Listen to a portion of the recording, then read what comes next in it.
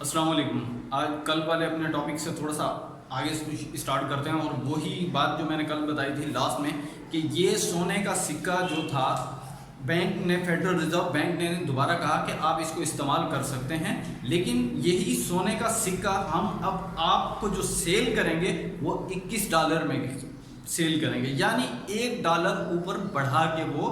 بیچ رہا ہے۔ 1913 کے اندر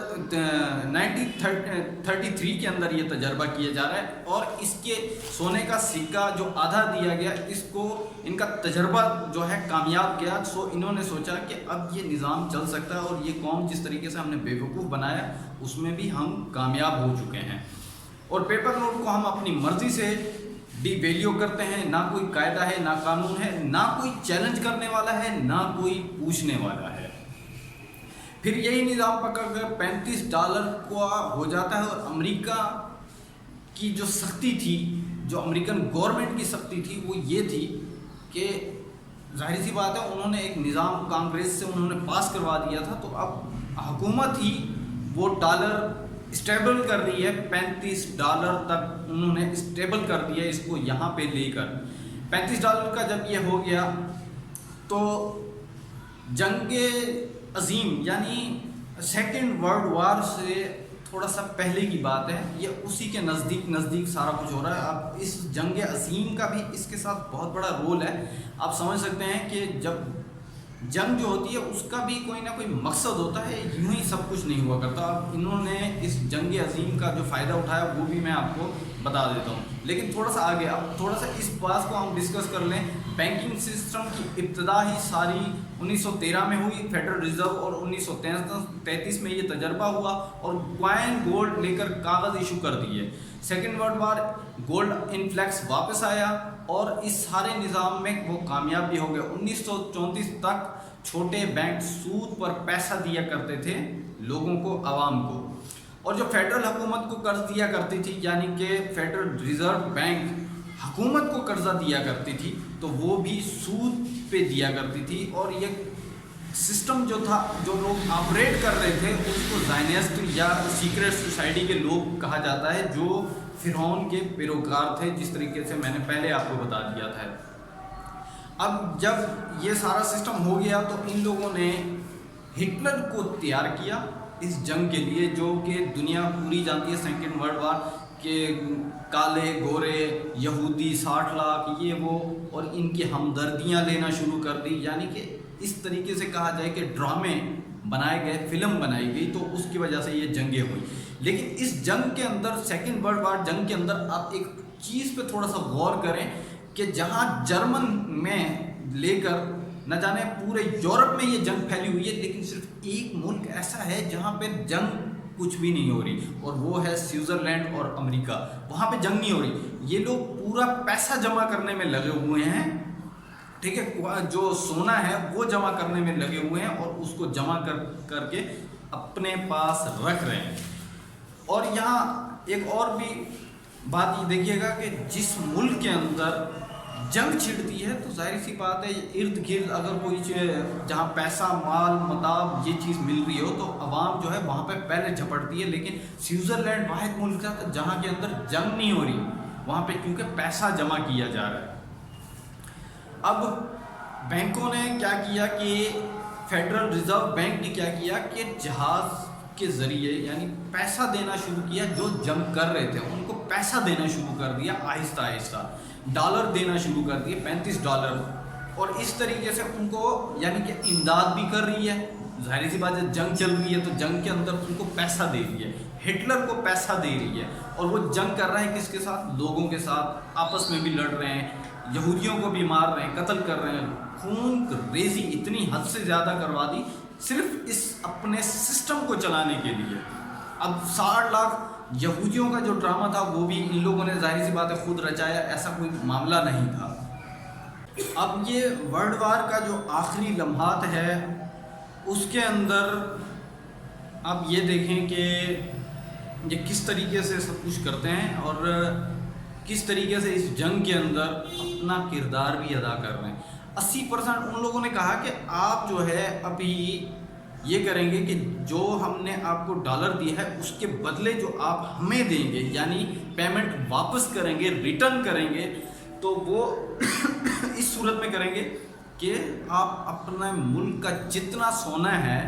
وہ ہمیں دیں گے۔ یعنی فیڈرل ریزرو IMF نے وہ سونا لینا اسٹارٹ کر دیا، کیونکہ کرنسی تو وہ لینا نہیں چاہتے تھے۔ انہوں نے اپنا یورپ سے جتنا سونا ذخیرہ تھا ان کے پاس، ان لوگوں نے لینا شروع کر دیا امریکن فیڈرل ریزرو نے، کہ یہ ہمارے پاس آ جائے۔ اب یہ دوسرا تجربہ بھی یہاں پہ دیکھیے کامیاب ہوتا ہے۔ اب 80% جو سونا ہے اس دوران کس کے پاس پہنچ گیا؟ فیڈرل ریزرو بینک کے پاس پہنچ گیا، IMF کے پاس پہنچ گیا۔ اب سارا نظام اس لیے کہ IMF بنایا جا سکے، 1913 کے اندر یہ سارا مقصد یہاں تک پہنچ گیا، اور گولڈ کرنسی استعمال نہیں کر سکتے۔ ایک ایگریمنٹ ان کے دوران یہ ہوا تھا، ایگریمنٹ آج بھی IMF کا، اور اگر آپ فیڈرل ریزرو کا پڑھیں گے تو اس ایگریمنٹ میں لکھا ہوا ہے کہ دنیا کی کوئی بھی ملک ہو وہ گولڈ کرنسی، یعنی کہ گولڈ کرنسی ٹائپ کوئی بھی چیز استعمال نہیں کر سکتا کرنسی کے طور پہ، اور نہ یہ کرنسی جو ہے جس کے پیچھے یعنی کہ گولڈ کا مقصد ہو وہ کرنسی بھی استعمال نہیں کر سکتا کسی اس ٹائپ کی نا۔ اب انہوں نے جب پیسہ لینا تھا، ڈالر لینے تھے، ان لوگوں سے دیمک کی طرح ان کو چپکا دیا، قرضوں کے نیچے دبا دیا۔ اب یہاں پہ یہ سمجھیں، جب سونا اس نے لے لیا ان سے، اب ان کے پاس کیا بچا وہ آپ اچھے طریقے سے سمجھ سکتے ہیں۔ اب یہ ایگریمنٹ اس لیے کیا گیا کہ یورپ کو ڈبویا جا سکے، اور اس کے اندر ایگریمنٹ جو تھا ان کو محدود کر دیا گیا، پھنسا دیا گیا، اور ان لوگوں نے اب سونا اس لیے بھی لے لیا تھا کہ ان کے پاس جب طاقت بھی نہیں رہے گی، ساخت نہیں رہے گی، تو یہ ہمارے دب جائیں گے ہم سے، اور ہم جو چاہیں گے ان سے منوا لیں گے۔ اور انہوں نے کیا کیا کہ ایک اور بھی چیز یہاں پہ تھوڑی سی نوٹ کیجیے گا، تعمیراتی کاموں کے لیے یورپ کو پیسے کی ضرورت تھی، تو اس نے ڈالر بھر کے جہازوں کے ذریعے یورپ کو دینا شروع کر دیا، اور اتنا پیسہ دیا کہ جس کی کوئی سوچ نہیں، کوئی حد نہیں، کیونکہ اس کو مقروض ہی کرنا تھا، ڈبونا تھا اس ساری کردار کے اندر۔ اب ہوتا یہ ہے کہ اگر آپ زیادہ کرنسی پرنٹ کریں گے، مال کم ہے اور پیسہ زیادہ ہے، تو قیمت بڑھ جاتی ہے اس چیز کی، اور مہنگائی شروع ہو جاتی ہے۔ اور اب جہاں بڑھ کر دنیا کو ڈالر دینا شروع کر دیا، اس جیسا میں نے پہلے بتایا، بڑھ کر انہوں نے کیا کیا کہ اب جب انہوں نے کہا کہ آئل یعنی کاروبار، تجارتی کام جو ہے آئل کا وہ کریں گے، وہ بھی آپ ڈالر کے اوپر کریں گے، یعنی کہ ہر چیز کے پیچھے ڈالر۔ اب آپ جو اپنا پیسہ یوز کریں گے وہ دنیا کی کوئی بھی کرنسی ہو، جیسا میں نے پہلے بتایا، دنیا کی کوئی بھی کرنسی ہو اس کے پیچھے ڈالر ہوگا، اور ڈالر کے پیچھے گولڈ ہوگا۔ گولڈ کو یعنی کہ انہوں نے کیا کر دیا، اپنے پاس، فیڈرل ریزرو نے اپنے پاس رکھ دیا، IMF نے وہ ڈالر اپنے پاس رکھ دیا۔ اب یہ یہاں پہ میں ایک اور بھی چیز بتاتا چلوں، جو اب دنیا کے اندر ابھی ریسنٹلی جو سب کچھ چل رہا ہے وہ کیا چل رہا ہے۔ IMF اور فیڈرل ریزرو بینکوں سے جب کوئی ملک قرضہ لیتا ہے تو وہ اگلی سامنے جو ملک ہوتا ہے اس کی حکومت سے، اس کی گورنمنٹ سے لیتا ہے، ٹھیک ہے، لیکن وہ گورنمنٹ کس سے، فیڈرل ریزرو یا IMF سے جب قرضہ لے رہی ہوتی ہے، فیڈرل ریزرو بینک یا IMF قرضہ اس گورنمنٹ کو دیتا ہے، یعنی گورنمنٹ امریکن گورنمنٹ کو دیتا ہے۔ اب وہ گورنمنٹ جب پیسہ لیتی ہے تو وہ 6% 7% سود کے اوپر اس گورنمنٹ کو دیتے ہیں، ٹھیک ہے۔ اب امریکن گورنمنٹ کیا کرتی ہے، اگر پاکستان کو وہی یعنی پیسہ دیتی ہے، وہی قرضہ دیتی ہے، تو وہ 20% کے اوپر دیتی ہے، یعنی 20% وہ لیتی ہے، ٹھیک ہے۔ اب یہاں دیکھیں کہ کس طریقے سے قید کیا جا رہا ہے، آپ کو پھنسایا جا رہا ہے۔ یعنی 20% جب آپ قرضہ لیں گے، تو جب آپ کا قرضہ اترنے والا ہوگا تو آپ کو اور قرضے کی ضرورت پڑ جائے گی۔ اب وہ گورنمنٹ جب قرضہ دیتی ہے عوام کو یا اس ملک کو، تو وہ 20% پہ لیتی ہے۔ جب آپ قرضہ دینے کے یعنی مکمل کرنے کے نزدیک ہوں گے،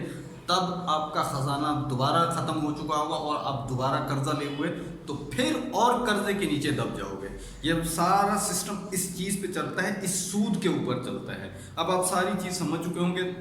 اور میں نے جتنا آپ کو سمجھانا چاہ رہا تھا وہ اللہ کرے آپ کے دماغ میں بیٹھ گیا ہو اور آپ کو یہ ساری چیزیں سمجھ آ گئی ہوں، یہ میرے لیے بہت بڑی بات ہے۔ دوستو ویڈیو پسند آنے کی صورت میں اسے زیادہ سے زیادہ لائک کریں، شیئر کریں۔ ہماری اگلی ویڈیو آنے تک اپنا اور اپنے پیاروں کا ڈھیر سارا خیال رکھیے۔ اللہ حافظ۔